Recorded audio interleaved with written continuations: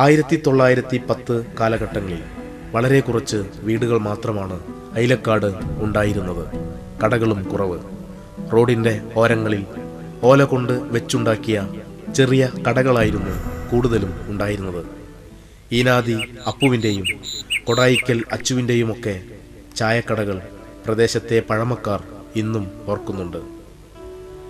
ഇന്നും സജീവമായ ഗ്രാമീണതയുടെ നേർരേഖകളാണ് പ്രദേശത്തെ ചായക്കടകളിലെ പുലർക്കാലങ്ങൾ.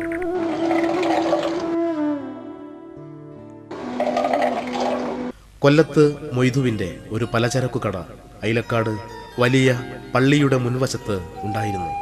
അതിന് സമീപം തന്നെ കാൽനടയാത്രക്കാർക്ക് ചുമടിറക്കാൻ ഒരത്താണിയും ഉണ്ടായിരുന്നു.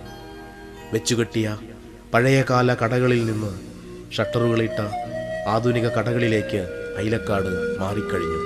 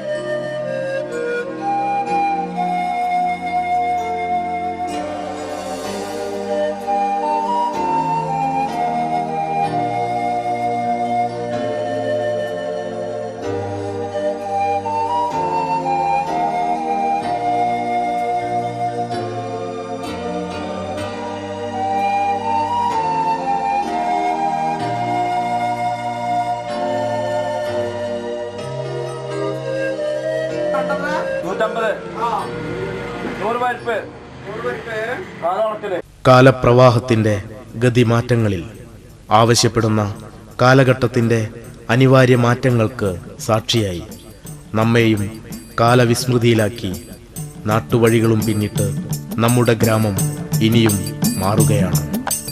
ഇനിയും നിന്റെ ചരിത്രം ചൊല്ലി മയങ്ങി ഉണർന്നൊരുഷസ്സു വിളിപ്പു.